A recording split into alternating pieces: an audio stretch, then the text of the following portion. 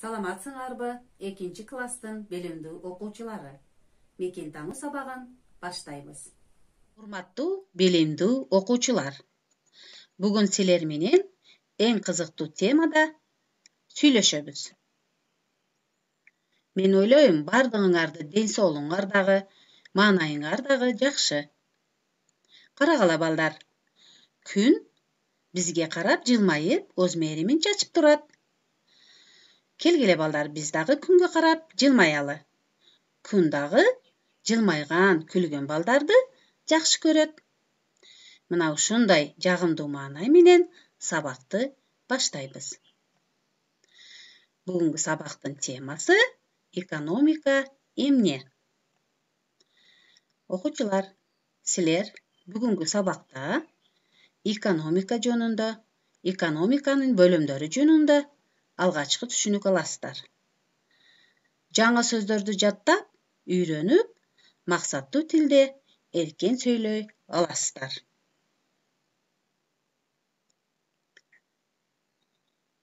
Азиз боложонлар, сиз радио, телекурсатуулардан иктисодият деген сөзүнү көп марта ишиткен болсоңуз керек.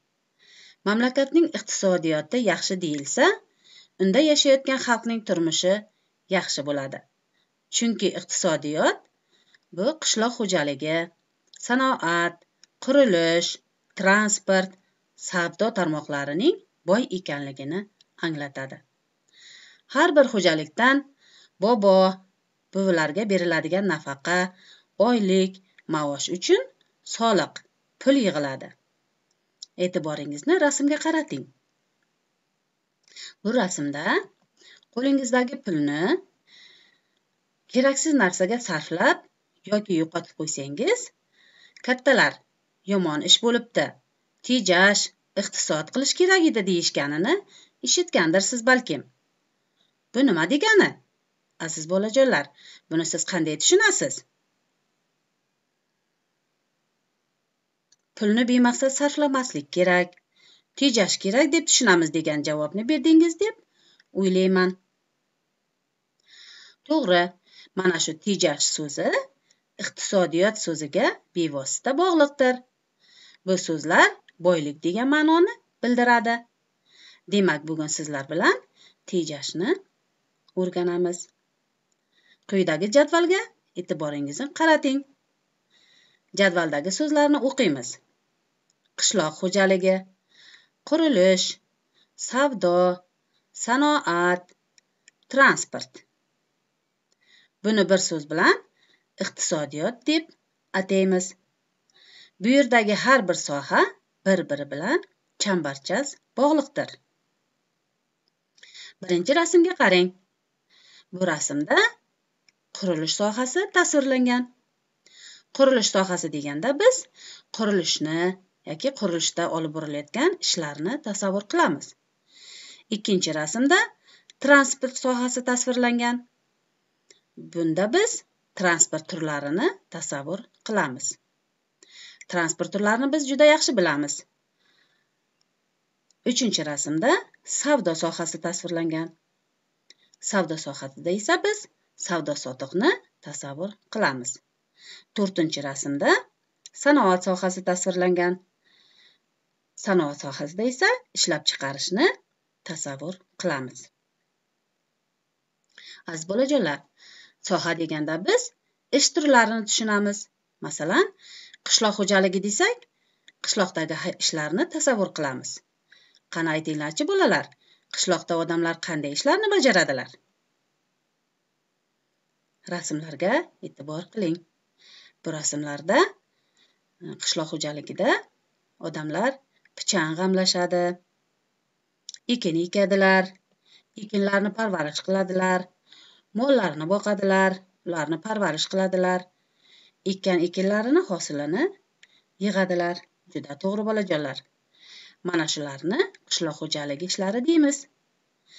Men o'ylayman, bunday ishlarni bajarishda oilada siz albatta ota-onangizga eng katta yordamchisiz. Albatta har doim bunday ishlardan keyin qo'llaringizni sovunlab bir necha marotaba yuvishni unutmang. shaxsiy gigiyena qoidalariga rioya qiling. Sog'lig'ingizga e'tiborsiz bo'lmang. Bu ishlarning yaxshi yoki yomon olib borilganligiga qarab, qishloq xo'jaligining iqtisodi qay darajada ekanligini bilib olishimiz mumkin. Rasmlarga qarang. Birinchi rasmda nimalar tasvirlangan? Ko'rib turibsiz, juda to'g'ri, go'sht mahsulotlari tasvirlangan. Ikkinchi rasmda esa juda to'g'ri, sut mahsulotlari. Uchinchi rasmda don mahsulotlari. Bu mahsulotlar nimalardan olinishini yaxshi bilasiz. Keyingi rasmda esa meva-sabzavot, poliz ekinlari, salqin ichimliklar, shirinliklar tasvirlangan. Aziz bolajonlar, biz har bir sohada bajarilayotgan ishlarning yaxshi yoki yomon olib borilganligiga, sifatiga qarab, bu sohaning iqtisodini qanday ekanligini bilib olish mumkinligini yaxshi o'rganib oldik.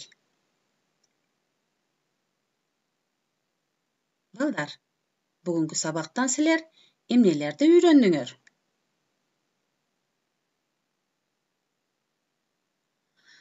Ekonomika o'niksi, jashovimiz yaxshirat, eldin turmushi o'ng'ilot degan javobni berdinglar deb o'ylayman. Ekonomika bu ayil chorba, o'nigu, savdo satiq, qurilish, transport ekanini o'rgandinglar. Yangi so'zlarni o'rgandinglar. Ekonomika bu iqtisodiyot, savdo satiq, savdo, ayil chorba, qishloq xo'jaligi, o'ndirish, sanoat, qurilish, transport, unumdov, tejash ekanini o'rgandik.